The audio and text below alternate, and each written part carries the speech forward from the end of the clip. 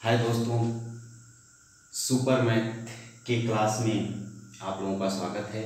और आज का जो सब्जेक्ट है वो है इतिहास। तो आइए जान लेते हैं इतिहास के बारे में। इतिहास एक सामान्य परिचय। तो इतिहास पढ़ने से पहले हम जान लेते हैं इतिहास के बारे में। इतिहास है क्या, इतिहास कहते किसे हैं। तो दोस्तों, इतिहास की जो परिभाषा होती है वो ये होती है कि इतिहास की परिभाषा कि अतीत में घटी कुछ प्रमुख घटनाओं के अध्ययन को ही इतिहास कहते हैं। अतीत में घटी कुछ प्रमुख घटनाओं के अध्ययन को ही इतिहास कहते हैं।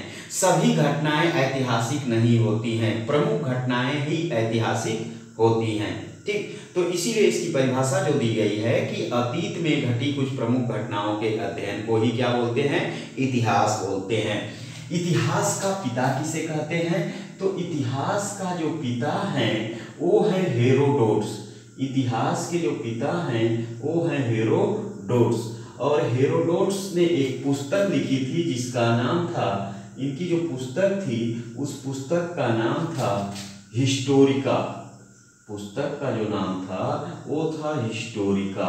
और ये हिस्टोरिका जो इन्होंने लिखा था वो 500 ईसा पूर्व, 500 ईसा पूर्व इन्होंने जो है कि अपनी पुस्तक हिस्टोरिका लिखा था। ये यूनान के थे। ये कहाँ के थे? यूनान के थे।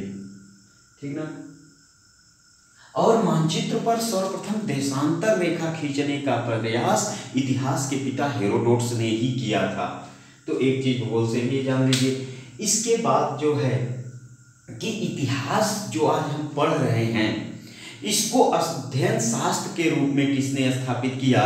तो एक इतिहासकार थे जिनका नाम था जेलर। इतिहासकार थे जिनका नाम था जेलर। जेलर ने ही इतिहास को अध्ययन शास्त्र के रूप में स्थापित किया। और तभी से जो है कि इतिहास जो है शिक्षण का विषय बन गया। ठीक, इतिहास जो है शिक्षण का विषय बन गया। तो दोस्तों, इतिहास में जो है जो आपका इतिहास है, इस इतिहास को अध्ययन की दृष्टि से 3 भागों में बांटा गया है। और वो 3 भाग है, प्राचीन इतिहास, मध्यकालीन इतिहास और आधुनिक इतिहास। ठीक, प्राचीन इतिहास जो है प्रारंभ से 1206 तक चलता है। वैसे तो प्रारंभ जो है कि 700 ईस्वी में ही हो जाता है। इस्लाम का आक्रमण जब भारत पर होता है तभी से मध्यकालीन इतिहास मान लिया जाता है। लेकिन मध्यकालीन इतिहास की जो स्थापना हुई थी उसमें 1206 में दिल्ली सल्तनत की घटना से माना जाता है। ठीक, तो इतिहास को अध्ययन की दृष्टि से 3 भागों में बांटा गया, प्राचीन इतिहास, मध्यकालीन इतिहास और आधुनिक इतिहास। प्रारंभ से 1206 तक प्राचीन इतिहास था। मध्यकालीन इतिहास 1206 से 1707 तक था। और आधुनिक इतिहास जो था वो 1707 से 1947 तक था। तो इसमें जो प्राचीन इतिहास है, इस प्राचीन इतिहास के जो जानने के स्रोत हैं वो है आपके धर्म ग्रंथ हैं, वेद हैं, पुराण हैं, जो है कि ऐतिहासिक इमारतें हैं। इन सबों के माध्यम से जो है कि प्राचीन इतिहास की जानकारी मिलती है। वैसे इतिहास में दोस्तों जो चीज लिख दिया गया वही माना जाता है। लेकिन इतिहास और विज्ञान में जो है अंतर होता है। अगर दोनों की परिभाषाओं की तुलना की जाए तो अभी विज्ञान की परिभाषा पूछा जाता है आप लोगों से, तो विज्ञान की परिभाषा ये देते हैं कि क्रमबद्ध सुसंगठित ज्ञान को विज्ञान कहते हैं। ठीक, लेकिन दोस्तों इतिहास भी तो वही है, क्रमबद्ध है। देखिए क्रमबद्ध है कि नहीं। 1206 के बाद 1526 आया है। अभी इसका सन का बंटवारा जब करेंगे तो देखिएगा एक क्रम से ही रहेगा। तो विज्ञान में क्या होता है कि क्रमबद्ध सुसंगठित ज्ञान तथा प्रयोग द्वारा सिद्ध की हुई बात ही विज्ञान होती है। यदि न्यूटन ने सिद्ध कर दिया कि सेब ऊपर से नीचे गिरता है तो वो गिरता है, उसके पीछे लॉजिक है। लेकिन इतिहास में क्या है कि इतिहास में यदि इतिहासकारों ने अपने राजा का चढ़ा बढ़ा के वर्णन किया, ऐसे आगे आपको बहुत सारे उदाहरण मिलेंगे। जैसे एक उदाहरण मिलेगा आपको पृथ्वीराज चौहान का, कि पृथ्वीराज चौहान जो है सप्तभेदी बाण चलाते थे। ऐसा मिलेगा। इसके बाद जो है कि आपको मिलेगा सही ढंग से इतिहास लिखने का जो कार्यक्रम शुरू हुआ था वो हुआ था किताबुल हिंद के लेखक अल बरूनी, तहकीकाते हिंद के लेखक अल बरूनी, जो कि 1027 के आसपास महमूद गजनवी के साथ भारत आए, और जो है कि 1030 के आसपास उनकी पुस्तक किताबुल हिंद तहकीकाते हिंद की गई, और वहीं से जो है कि इतिहास एक नियमित रूप से जो है और क्रमबद्ध तरीके से सामने आता है। ठीक, तो दोस्तों हम लोग बात कर रहे हैं इतिहास की। तो मध्यकालीन इतिहास, मध्यकालीन इतिहास को भी दो भागों में बांट दिया जाता है, एक दिल्ली सल्तनत और दूसरा हो जाता है मुगल काल। दिल्ली सल्तनत जो है ये 1206 से लेकर 1526 ईस्वी तक चलती है, जबकि मुगल काल 1526 से लेकर 1707 तक चलता है। इसमें भी क्या होता है कि आधुनिक में भी जो है कि कुछ मुगल बादशाह आते हैं। 1707 में जब औरंगजेब की मृत्यु हो जाती है तो वहीं से आधुनिक भारत का इतिहास प्रारंभ हो जाता है। वैसे तो मुगल बादशाह जो थे, आधुनिक मुगल बादशाह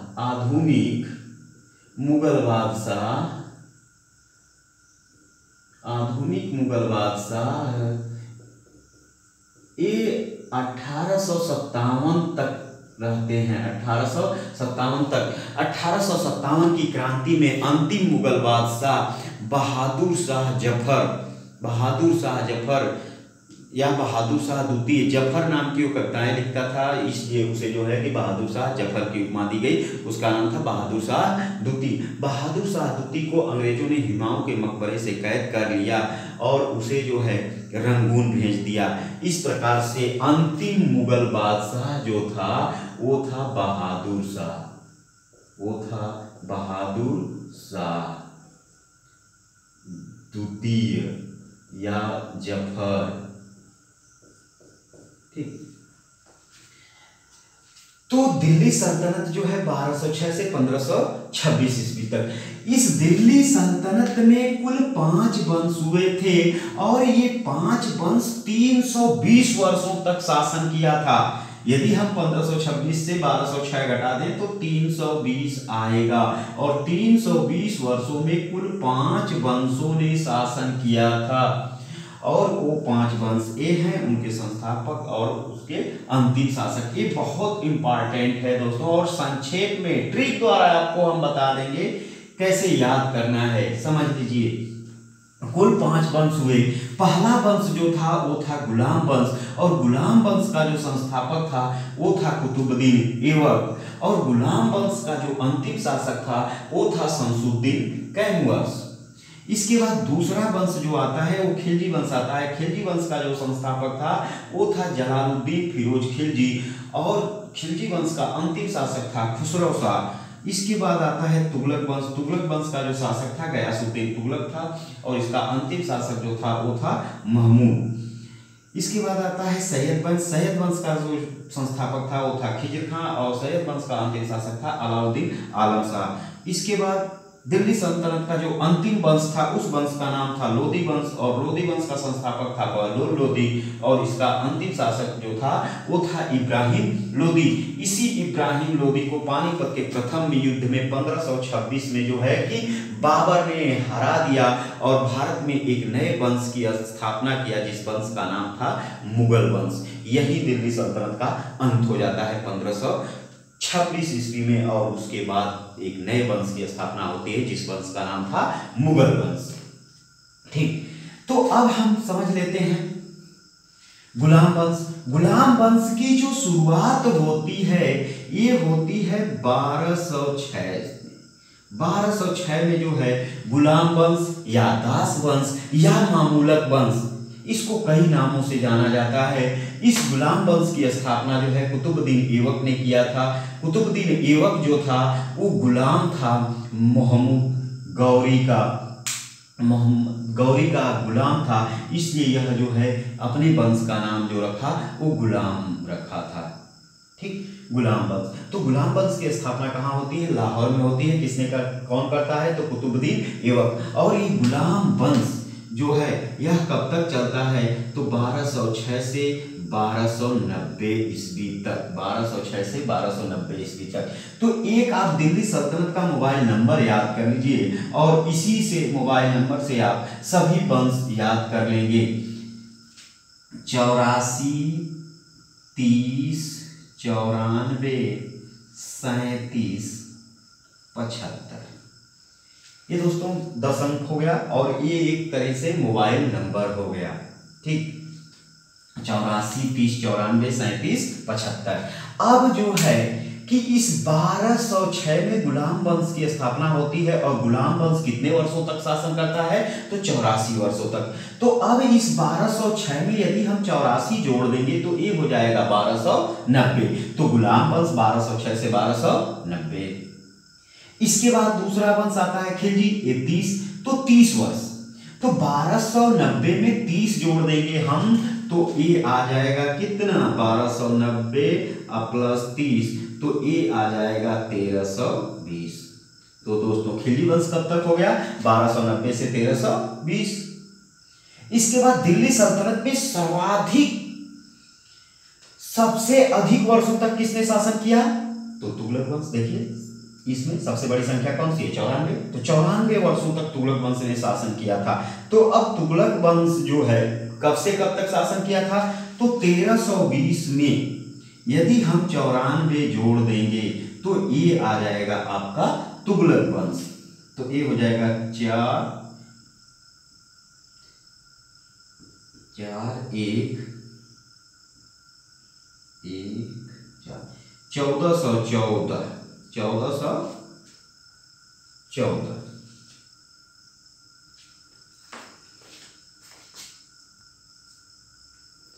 तो ये 1320 से 94 जोड़ देंगे तो ये हो जाएगा 1414। इसके बाद सैयद वंश की बात करते हैं तो सैयद वंश 1414 में यदि 37 जोड़ देंगे हम तो ये हो जाएगा 1414 से 1451। 1414 से 1451 तक जो है सैयद वंश था। इसके बाद 1451 में यदि हम 75 जोड़ देंगे तो ये आ जाएगा 1526। तो 1451 से 1526 ईस्वी तक अर्थात 75 वर्ष तक जो है लोदी वंश ने दिल्ली सल्तनत की गद्दी पर था। ठीक, तो ये सन आपको कंफर्म हो जाएगा। बस कुछ नहीं करना है, केवल 84 30 94 37 75 एक मोबाइल नंबर आपको याद करना है और इसी मोबाइल नंबर के द्वारा आप पूरे दिल्ली सल्तनत को याद कर सकते हैं। इसके बाद इनके संस्थापक को कैसे याद करें, तो दोस्तों इनके संस्थापक को याद करने के लिए आपके पास एक ट्रिक हम बता देते हैं। एवक जल गया खीबों से, लिख लीजिए। एवक जल गया खीबों से। देखिए एवक जल गया खीबों से, तो एवक जल गया, एवक हो गया, जल गया जलालुद्दीन हो गया, गया गयासुद्दीन हो गया, खीबो खिजर खान, बसे बहलोल लोदी। ठीक, तो ये हो गया आपका एवक जल गया खीबों से। तो दोस्तों ये याद हो जाएगा। इनके संस्थापक, तो संस्थापक के लिए कौन सा ट्रिक, एवक जल गया खीबों से, एवक जल गया खीबों से। इसके बाद अंतिम शासक, तो अंतिम शासक की जहां तक बात है तो कैमूर, खुसरो, महमूद, अलाउद्दीन, इब्राहिम, तो इसको भी बना सकते हैं क्या, कै हो गया, खू म कैफूम आई, कैफूम आई। ठीक, तो क से हो गया कैमूर, फू से हो गया खुसरो शाह, म से हो गया महमूद, अ से हो गया अलाउद्दीन आलम शाह, ई से हो गया इब्राहिम लोदी। तो इस तरीके से दोस्तों हम दिल्ली सल्तनत को याद कर सकते हैं। ये बहुत इंपॉर्टेंट है, संस्थापक और अंतिम शासक। यहां से बहुत प्रश्न आते हैं, संस्थापक और अंतिम शासक जरूर पूछता है, तो इसको आप जानते रहिए। अब इसके बाद हम लोग दिल्ली सल्तनत के बाद आ जाते हैं कहाँ, मुगल काल पे। दिल्ली सल्तनत के बाद हम आते हैं कहाँ, मुगल काल में। और मुगल काल की जो शुरुआत होती है वो 1526 में होती है। 1526 में जो है बाबर पानीपत के मैदान में इब्राहिम लोदी को हराकर दिल्ली सल्तनत का अंत कर देता है और भारत में एक नए वंश की स्थापना करता है, जिस वंश का नाम था मुगल वंश। ठीक, तो मुगल वंश का संस्थापक कौन हो गया, बाबर। मुगल वंश का संस्थापक कौन हो गया, बाबर। मुगल वंश का संस्थापक बाबर। ठीक, तो बाबर 1526 से लेकर के और ये 1530 ईस्वी तक दिल्ली की गद्दी पर था। बाबर जो है 1526 से 1530 ईस्वी तक गद्दी पर था। ये मात्र 4 वर्षों तक शासन किया था। इसके बाद इसका पुत्र बैठता है हुमायूं, जो कि 1530 से 1540 ईस्वी तक गद्दी पर रहता है। 1530 से 1540 में 1540 में जो है कि हुमायूं को शेर शाह सूरी जो है कि बेलग्राम के युद्ध में जो है परास्त कर देता है और वहीं पर जो है कि हुमायूं के भाग्य का अंत हो जाता है और हुमायूं भारत से निष्कासित हो जाता है और भारत में एक नए वंश की स्थापना होती है, जिस वंश का नाम था अफगान वंश। और अफगान वंश का जो संस्थापक था वो शेर शाह सूरी था। और अफगान वंश जो चलता है वो 1540 से लेकर के 1555 तक चलता है। इसके बाद 1555 में जो है हुमायूं पुनः गद्दी को प्राप्त करता है और कुछ ही महीनों में जो है उसकी मृत्यु हो जाती है। और उसकी मृत्यु के बाद जो है अकबर जो है दिल्ली की गद्दी पर बैठता है। और अकबर जो है दिल्ली की गद्दी पर 1556 से 1605 ईस्वी तक रहता है। 1556 से 1605 ईस्वी तक जो है कि ये दिल्ली की गद्दी पर रहता है। इसके बाद जो है अकबर का पुत्र जो है जहांगीर गद्दी पर बैठता है और ये 1605 से 1627 ईस्वी तक गद्दी पर रहता है। इसके बाद शाहजहां 1627 से ये जो है कि 1658 तक दिल्ली की गद्दी पर रहता है। इसके बाद औरंगजेब जो है 1658 से और 1707 ईस्वी तक दिल्ली की गद्दी पर रहता है। 1707 में औरंगजेब की मृत्यु हो जाती है और वहीं पर भारतीय इतिहास में परिवर्तन होता है और इतिहास शुरू हो जाता है। कौन सा इतिहास? तो आधुनिक इतिहास की शुरुआत हो जाती है औरंगजेब की मृत्यु के बाद। तो दोस्तों ये हुए बाबर, हुमायूं, अकबर, जहांगीर, शाहजहां और औरंगजेब। तो ये 6 लोग हैं। इनका भी क्रम सजाने के लिए आ जाता है, इनका भी क्रम सजाने के लिए आ जाता है। तो इनका क्रम सजाने के लिए एक ट्रिक याद रख लीजिए और वो ट्रिक आपको बहुत काम करेगी। देखिए,